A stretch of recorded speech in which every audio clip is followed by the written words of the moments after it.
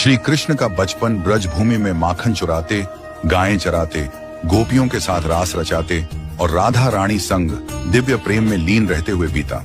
ब्रज उनकी प्रेममयी बाल लीलाओं का केंद्र था, जहां उन्होंने कालिया नाग का दमन किया, गोवर्धन पर्वत उठाया और रास लीला के द्वारा प्रेम का उच्चतम आदर्श प्रस्तुत किया।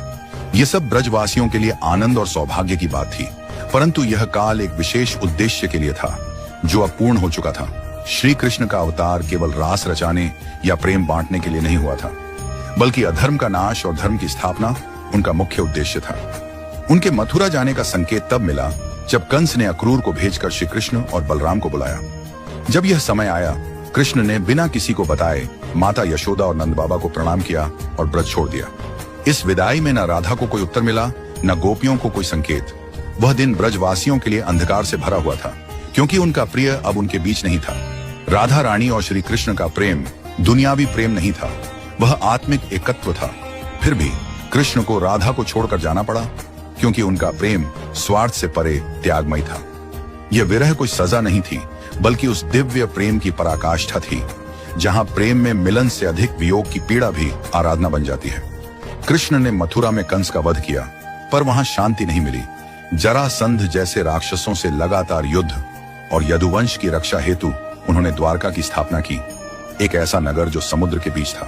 फिर उन्होंने पांडवों को धर्म युद्ध में मार्गदर्शन दिया, गीता का उपदेश दिया और अधर्म का संहार किया।